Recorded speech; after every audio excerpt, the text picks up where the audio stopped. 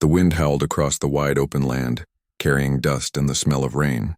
The cowboy sat alone inside his small wooden cabin, the only warm light for miles shining through his window. He had spent the day fixing the fences that the storm had broken, his hands still rough from pulling wire and hammering nails. Life on the edge of the frontier was never easy, but he had chosen this life. The silence suited him, though sometimes the nights felt too long, too quiet. He leaned back in his chair, staring into the fire, when a sound broke the stillness. It was faint at first, like the cry of the wind, but then clearer, a desperate knocking at his door. He froze. Out here, visitors rarely came, and when they did, it was seldom at night.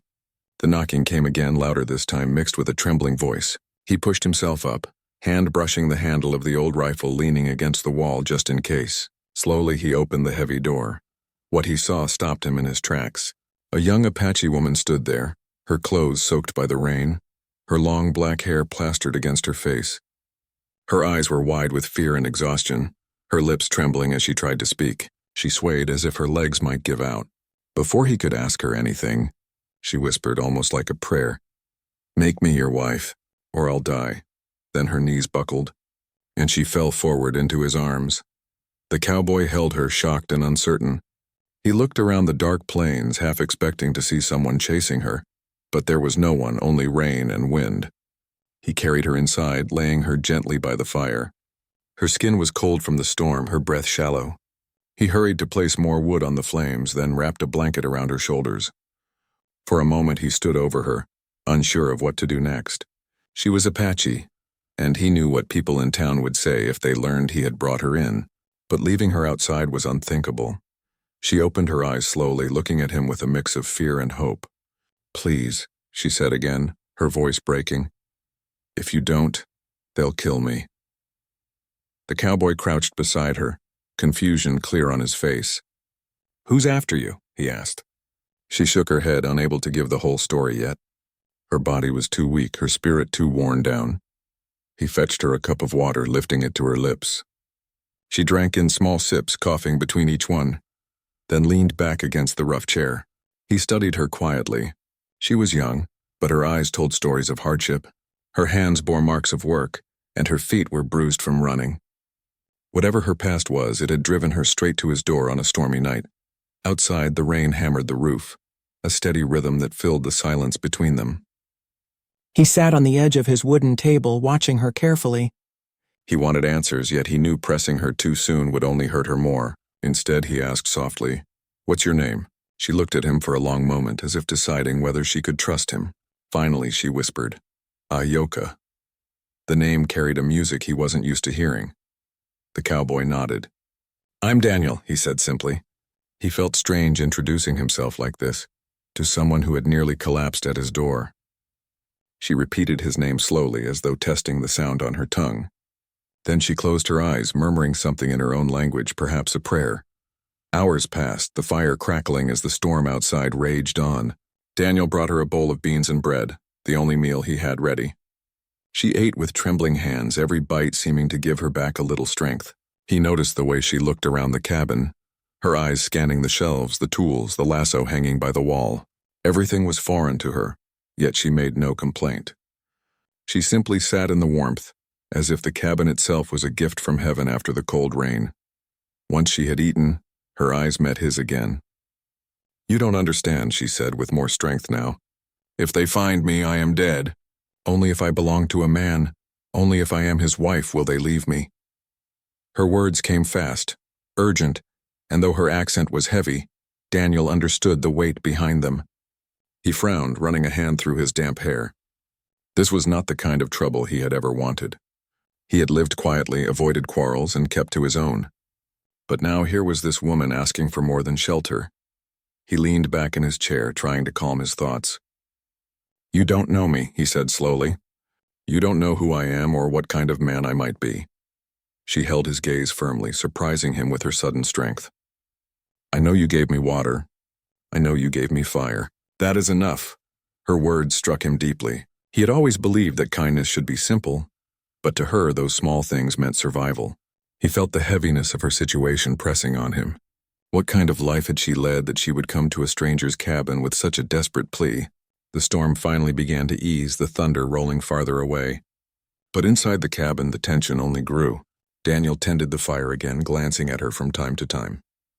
She sat quietly, her blanket pulled tight, her eyes distant as if listening for sounds outside. He wondered who they were, the ones she feared so much. Other tribesmen, settlers, men who had wronged her. He wanted to ask, but each time he opened his mouth, he stopped himself. Instead, he listened to the sound of her breathing, steady now, no longer weak like when she first arrived. He knew one thing: tomorrow would not be the same as yesterday. By opening his door, he had stepped into her story. Whether he liked it or not, her fate and his had tangled together under the storm. When she finally drifted into sleep, her head resting against the chair, Daniel pulled another blanket over her. He stood for a long time, staring into the fire, his mind heavy with questions. The words she had said kept echoing in his ears. "Make me your wife, or I'll die."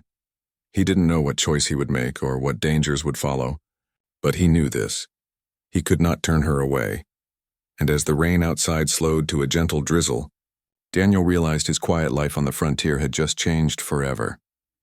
The morning light came slowly over the prairie, soft and golden after the wild storm of the night before. Daniel stepped outside his cabin with his hat pulled low, breathing in the damp, fresh air.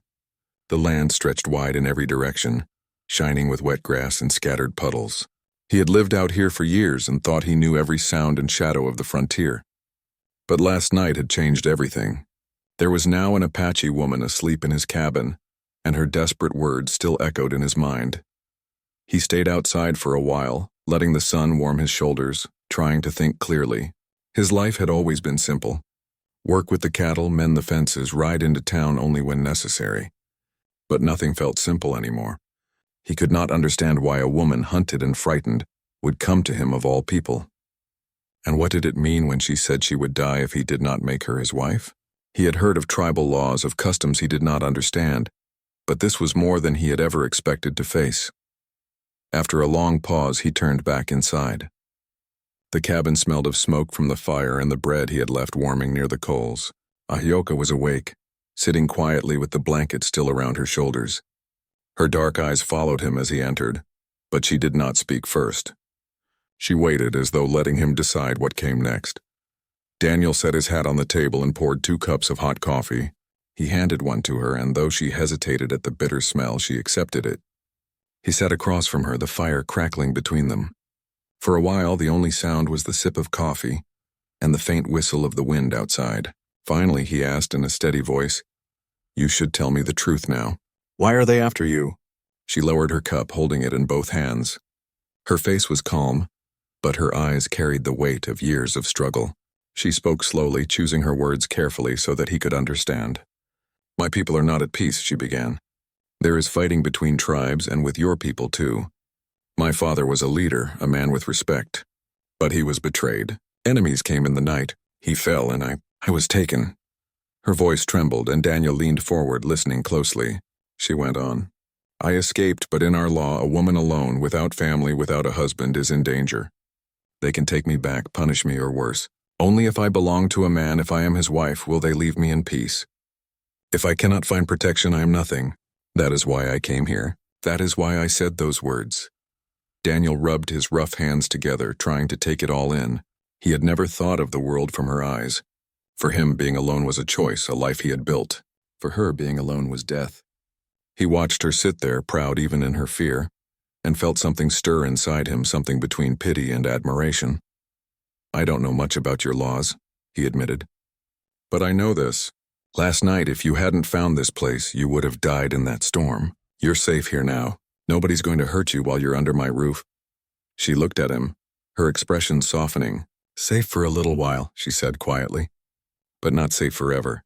Daniel had no answer for that. He got up, went to the stove, and began frying some bacon. The smell filled the cabin, and soon he placed a plate of bacon and bread in front of her.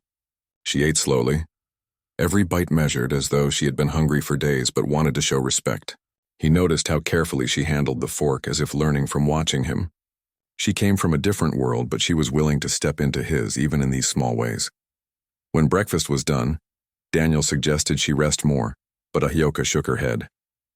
She stood, still wrapped in the blanket, and pointed toward the door. "I can work," she said firmly. "I will not just sit," he raised his brows. "Work? You don't have to. You're hurt and tired," but she only repeated, "I can work." So Daniel gave in. He showed her the buckets near the well, the stack of wood that always needed chopping, the barn where tools were kept. To his surprise, she took to the tasks without complaint. She carried water, her thin frame stronger than he expected. She stacked firewood with neat precision. Later, she even began to sweep the floor of the cabin with a bundle of dried grass she found outside. Daniel watched quietly. She was not like the women in town, who wore fancy dresses and frowned at dust on their shoes. She was different. Her movements were steady, her eyes always sharp, as though she had learned to survive in harder places than this ranch. As the day passed, Daniel began to feel a strange calm. The cabin no longer felt so empty. When he worked outside with the cattle, he glanced back and saw smoke rising from the chimney, knowing she was inside. When he returned, he found the cabin cleaner, the fire steady, and Ayoka sitting with quiet dignity. But word on the frontier traveled fast, and Daniel knew it would not be long before neighbors came asking questions. Already he imagined the whispers in town. They would say he had lost his mind taking in an Apache woman. They would say it was dangerous. He thought of the stares he would face, the warnings, the anger. And yet, when he looked at Ayoka, he could not bring himself to send her away. That evening, as the sun painted the sky in red and gold, Ayoka sat outside the cabin door, humming softly in her language. Daniel leaned against the post, listening. The song was low and haunting, carrying a sadness he could not put into words. When she noticed him, she stopped, embarrassed, but he shook his head. "Don't stop," he said gently. "It's beautiful." She looked at him with shy gratitude, and for the first time since she had arrived, she smiled. A small, fleeting smile, but one that lit her face. Later that night, as they sat by the fire, she spoke again. "You don't have to fear me. I will not bring shame to you. I only ask for a place, even if only for a while." Daniel stared into the fire. "It's not you I fear," he admitted. "It's what others will say. They don't understand. They won't try to." "Do you care what they say?" she asked softly. The question hung in the air. He thought of his quiet life, his few visits to town, the long years of silence. Did he really care? Or had he been alone for so long that other people's voices meant little now? He did not answer, but the truth pressed on him. When she finally went to sleep, Daniel remained awake, staring at the ceiling beams. He could not deny the truth anymore. This woman, who had come into his life like a storm, had changed the way he saw everything. She was not just a stranger asking for help. She was a human soul, fighting to live. And as the fire burned low, Daniel realized that the decision before him was not just about protection or custom. It was about whether he would keep living alone in silence or step into something far bigger, riskier, but perhaps more meaningful than anything he had ever known. The days rolled forward slowly, yet something inside Daniel knew his life had shifted forever. He had always thought of the ranch as a place of silence, a lonely spot on the wide frontier where only the cattle and wind kept him company. But now, with Ayoka moving through his cabin, the silence was broken in ways that felt almost welcome. He heard the sound of water splashing in a bucket, the quiet sweep of a broom across the floor, the soft voice of her song at night. It unsettled him, and yet he found himself listening for those sounds when he stepped outside. Still, he could not forget the weight of her words. She had said she was hunted, that without a husband she would die. Daniel had given her shelter, but her problem ran deeper than shelter. He told himself he was only giving her time to rest, but he also knew that rumors would soon carry beyond the quiet prairie. Out here, every action was noticed, every whisper traveled fast. It did not take long for the first sign of it to reach him. One morning, while Daniel repaired a broken gate, he saw a rider on the horizon. The dust rose behind the horse, and soon the shape of a man appeared, coming closer. Daniel squinted, already guessing who it was. By the time the rider slowed at his fence, Daniel was ready. It was his neighbor, Frank Miller, a man known for his sharp tongue and keen eyes. "Mornin', Daniel," Frank called, pulling the reins. His tone was too casual, the way a man spoke when he had a reason for coming. "Heard there's someone staying at your place." Daniel wiped his hands on his trousers. "What I do in my cabin is my business." Frank leaned forward in the saddle. Is it true? Folks in town are saying you've got an Apache woman under your roof. You know what kind of talk that stirs? Daniel's jaw tightened. She needed help. That's all there is to it. Frank shook his head. That's never all there is, Daniel. People are nervous enough out here. You know how it is. One rumor turns into 10, and before long folks will say you're keeping trouble on your land. Daniel said nothing. His silence was answer enough, and Frank finally tugged the reins. Just think about it, he warned before riding off. When Daniel returned to the cabin, Ayoka was inside, kneeling near the fire as she ground corn in a small stone bowl she had found near the barn.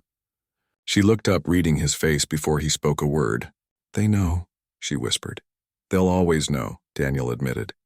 That's the way of the frontier. For the first time he saw fear in her eyes. Not the fear of being hunted, but the fear of being rejected. You should send me away, she said, lowering her gaze. They will bring you trouble. Daniel felt a sharp tug in his chest. He realized he didn't want her gone. The cabin without her would feel emptier than it had ever been. He shook his head firmly. I don't send folks away who need me. Let them talk. Her lips trembled into a faint smile, but she said nothing more. Instead, she returned to her work, and Daniel turned to his. As days passed, Ayoka found small ways to blend into his life. She learned to saddle the horses, to mend torn shirts with a needle, to shape dough into bread that rose golden in the oven. Daniel noticed her hands that had known hardship, now moving with quiet patience in his home. Yet every time he went into town for supplies, he felt the stares. The shopkeeper served him with stiff politeness. Women pulled their children aside, and the saloon men made jokes loud enough for him to hear. Daniel's got himself a squaw wife, they'd sneer, laughing. He kept his head down, but their words burned like coals. One afternoon, when he returned from town, Ayoka was sitting by the door, sewing quietly. She looked up as he approached and studied his face. They said things to you, she guessed. He nodded. Words don't matter much, he tried to say lightly, but she shook her head. Words cut deep. They cut you even when no blood shows. Daniel met her eyes and realized she understood more than he thought. She had lived with sharper words and harsher judgments all her life. In that moment, he saw not just a woman needing protection, but a woman who carried strength inside her. Still, the tension between their worlds pressed down on them both. One evening, Daniel found her standing outside, looking toward the distant hills. Do you miss your people? He asked quietly. Her face turned sorrowful. Yes, she said. But I cannot go back. If I return without a husband, I am less than nothing. My enemies would find me. My people would not protect me. Here at least I am alive. Her voice carried such quiet finality that Daniel felt his chest tighten. She had placed her life in his hands, though he had never asked for it. And yet, as the days went on, he realized he was no longer thinking about what he had asked for. He was thinking about what he wanted now. One night, the firelight flickered across her face as she mended his torn shirt. She looked up suddenly, meeting his gaze. When I said I would die without a husband, I spoke truth. But I did not mean only fear. I meant I wished for more than fear. I wished for life. Daniel felt his breath catch. Her words were not a demand this time, not a desperate cry. They were a confession of the heart. He leaned back, staring into the fire, unable to answer. But something inside him was stirring. Deeper than pity, stronger than duty. The bond between them grew, though unspoken. When he saddled the horses, she stood beside him, handing him the straps. When he chopped wood, she stacked it neatly, smiling when he teased her for working faster than him. When he came back from long rides, he saw her waiting by the door, and it felt like coming home to something he had never known before. But danger still lingered at the edges of their lives. From the hills came whispers of riders moving through the night. Sometimes Daniel saw smoke far off, too far to be from settlers. Ayoka's eyes would darken at those signs. They are near, she would say quietly. Daniel knew the day would come when the two worlds would collide, when he would have to decide once and for all if he would stand beside her, not just as protector but as husband. For now, though, he let the days unfold, clinging to the fragile peace inside his cabin. Yet even as the fire warmed the cabin and the sound of her song filled the night, Daniel understood the truth. The storm had not passed. It was only gathering again, waiting for the moment to break. And deep down he knew that when it did, he would no longer be able to remain the quiet, solitary rancher he once was. He would have to be something more. The evening air was heavy, the sky streaked with deep orange as the sun sank behind the hills. Daniel stood near the barn brushing down his horse, but his mind was restless. For days he had felt it, the weight of something approaching. The land seemed too quiet, the nights too sharp. Even the cattle moved nervously as though they too sensed danger in the wind. Inside the cabin, Ayoka was preparing supper, humming softly as she worked, but her song carried an edge of sadness. She had noticed the same shadows that he had. When Daniel stepped inside, she looked up quickly, reading his face. "You saw something," she said. He set down his hat. "Smoke," he replied. "Too far for settlers, too near to ignore." Ayoka's hands froze on the bowl she was holding. "They are here," she whispered. The words filled the cabin like thunder. For weeks they had lived in a fragile peace, trying to build a rhythm together. She had found comfort in the chores, in the warmth of his fire. He had found unexpected comfort in her presence. But now the world outside their door was closing in. That night Daniel barely slept. He sat by the fire with his rifle leaning against the chair, listening to the wind outside. Every creak of the cabin boards, every rustle of branches sounded like footsteps. Ayoka lay quietly under her blanket, but he knew she was awake too. At one point she spoke softly, almost to herself. "They will come, and when they do, you must choose." Daniel turned toward her. "Choose what?" Her dark eyes met his in the firelight. "Whether I'm only a guest in your cabin, or whether I'm your wife." Her words cut straight through him. He had wrestled with them ever since the night she first arrived. He had tried to tell himself that she was just a stranger needing shelter. But he knew better now. She had become part of his life, part of his days. Sending her away was impossible. Pretending she was nothing more than a burden was a lie. Yet claiming her as wife meant facing danger and scorn, not just from outsiders, but from those who would come looking for her. The decision pressed on him, heavy as iron. He did not answer that night, but her words stayed in his mind as the fire burned low. The following morning, while the sun was still low, the first real sign of trouble came. Daniel was checking the fence line when he spotted riders far off on the ridge. They did not come closer, but they lingered long enough to make their presence known. He returned to the cabin with his jaw set. "They found us," he told her. Ayoka's face remained calm, though her hands trembled slightly. "They will test you," she said quietly. "They will see if you will stand with me." The day passed in uneasy silence. Daniel sharpened tools, checked his rifle, and tried to steady his mind. Ayoka moved about the cabin, preparing food, mending clothes, but her eyes were distant, her shoulders tense. They both knew the waiting was the hardest part. By evening, the riders came. 4 of them, dressed in rough clothes, their faces shadowed by wide hats. They rode slowly up to the cabin, their horses kicking up dust. Daniel stepped outside, rifle in hand, his stance firm but calm. Ayoka stood just inside the doorway, watching. One of the men, clearly the leader, leaned forward in his saddle. "Evening, cowboy," he called, his tone sharp with challenge. "We hear you've got something in there that doesn't belong to you." Daniel's grip tightened on the rifle. "Nothing in here belongs to you," he answered evenly. The man smirked. "An Apache girl. That's what we're looking for. She ran from her people and from ours too. Dangerous thing, keeping her under your roof. You hand her over, we'll be on our way." Silence hung in the air. The only sound was the restless shifting of the horses.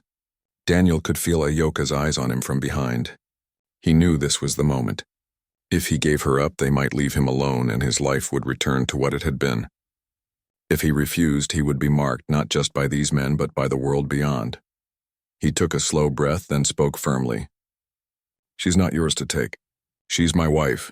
The words came out strong, clear, final. For a heartbeat, even the wind seemed to stop. Behind him, he heard Ayoka's sharp inhale, the sound of her heart breaking open with relief and fear all at once. The leader narrowed his eyes. "Your wife, huh? You really want to tie yourself to that?" Daniel's voice did not shake. "I already have." For a long moment, no one moved. The riders exchanged looks, muttering among themselves. Finally, the leader spat into the dirt. "Fool's choice. But if she's your wife, then she's your problem. Don't expect anyone to save you when trouble comes." With that, he tugged the reins, and the riders turned their horses, disappearing into the dusk. Daniel lowered his rifle slowly, his breath coming hard. He turned back toward the cabin. Ayoka stood in the doorway, her eyes wide, her hands pressed to her chest. She stepped forward, her face filled with emotion. You said it, she whispered. You called me your wife. Daniel met her gaze. I meant it, he said simply. From this day on, that's what you are. No one takes you from me. Tears filled her eyes, but they were not of fear. They were tears of release, of knowing she had been seen, accepted and claimed in truth. She moved toward him, and though words failed them both, the fire in their eyes spoke louder than anything. That night, they sat together by the fire, no longer as strangers bound by circumstance, but as man and wife bound by choice. The dangers were not gone. The threats were not finished. But something had changed forever. Daniel had made his stand, and Ayoka no longer carried her burden alone. Outside, the prairie was silent once more. The stars glimmered above like watchful eyes, and for the first time since the stormy night she had come to his door, peace settled over the cabin. Not the peace of safety, but the peace of belonging. And though Daniel knew the road ahead would be rough, he also knew he would walk it with her by his side.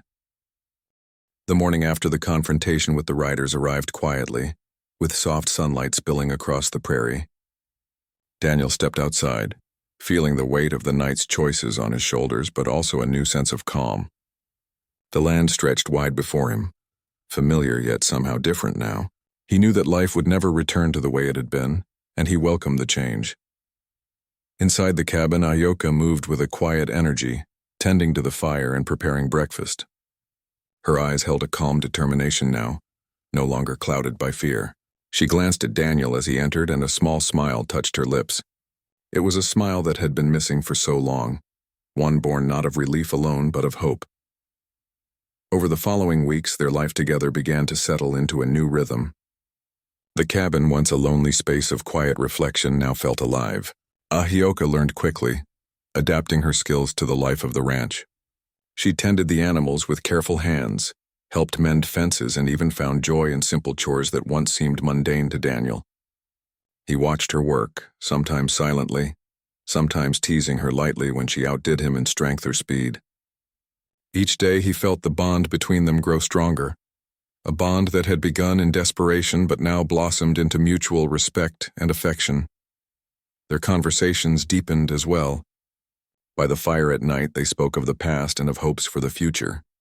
Ayoka shared stories of her tribe, of family and customs, of hardships and small joys she had known before her world had fallen apart. Daniel told her about his life on the frontier, the long days spent alone and the quiet longing he had felt for companionship. Each story revealed more about the person they were and the lives they had lived, bridging the gap between two very different worlds. Even the neighbors, initially skeptical and judgmental, began to notice the change. They saw the quiet strength of their partnership, the way they worked side by side, caring for each other without fuss or show. Rumors continued to circulate, as they always did, but their words carried less weight as the townspeople began to see that Daniel and Ayoka were no ordinary pair. They were survivors, people who had faced fear and danger and chosen to stand together. The prairie itself seemed to accept them as well. The animals moved calmly around the cabin. The wind carried no threatening sounds, and the nights, though dark, no longer felt like a threat. Daniel and Ayoka began to take long walks together, sometimes riding the horses, sometimes simply walking through the grass, listening to the whisper of the wind. They shared quiet moments, laughing softly at small jokes, exchanging glances that spoke of unspoken understanding, and finding comfort in the presence of one another. As the seasons shifted, so did their life together. Winter brought its chill, but they faced it with teamwork and warmth. Daniel chopped firewood while Ayoka prepared meals and kept the cabin tidy. They worked in harmony, their movements and routines complementing each other as naturally as the sun in the sky. Outside, the snow covered the prairie, turning it into a world of white silence, but inside, the fire burned bright, reflecting the warmth of their shared life. Their love, once forged in desperation, grew steady and deep. It was not the kind of love spoken of in songs or stories of the townspeople. It was practical, real, and grounded in daily life. It was in the way Daniel handed her tools, the way she wrapped a blanket around him after a cold ride, the quiet glances they shared over meals. It was in the laughter and in the shared work, in the silence that was never empty but filled with understanding. One evening, as the sun dipped behind the hills, casting long shadows across the prairie, Daniel and Ayoka sat outside the cabin, watching the sky turn shades of gold and crimson. The wind was soft, carrying the smell of wood smoke and damp grass. They did not speak for a long time, letting the quiet stretch between them, comfortable and full. Finally, Ayoka leaned her head on Daniel's shoulder. "Do you ever regret it?" she asked softly, her voice barely above the whisper of the wind. Daniel turned his head, looking down at her. "Regret?" he echoed. "Yes," she said. "Taking me in, standing against them. Against everyone else." He shook his head firmly. "No," he said. "If I had sent you away, if I had not chosen to stand with you, I would have been alone in more ways than one. You saved me too, Ayoka, in ways you may never know." She looked up at him, her eyes reflecting the dying light of the sun. "Then we are both lucky," she said, a smile forming on her lips. Daniel smiled back, feeling the truth of it settle in his chest. They were lucky, yes, but they had also chosen this life, this bond. It was not easy, and it had not come without fear and danger, but it was theirs, and it was real. In the days that followed, life continued, steady and full. The cabin became a home, the prairie a place of shared memory and strength. The cattle grazed, the fire burned, and Daniel and Ayoka built their days around each other, learning and teaching, loving and protecting. The shadows of the past never disappeared completely, but they no longer held power over them. Together, they faced whatever came, drawing courage from the bond they had forged in a moment of desperation and solidified in a lifetime of choice. And when the frontier stretched out in every direction, wild and unending, Daniel and Ayoka knew that no matter what storms came, literal or of the heart, they would face them side by side. The prairie had witnessed their beginning, their fear, and now it held the quiet triumph of survival, love, and the courage to choose each other when everything else had seemed uncertain. The story of that stormy night, of desperate words and brave choices, became part of the land itself, whispered among the tall grass and carried by the wind. Daniel and Ayoka lived each day with a respect for life, for each other, and for the small quiet victories that made their love real. And as the sun rose over the horizon each morning, it shone not just on the prairie but on two souls who had found home in each other.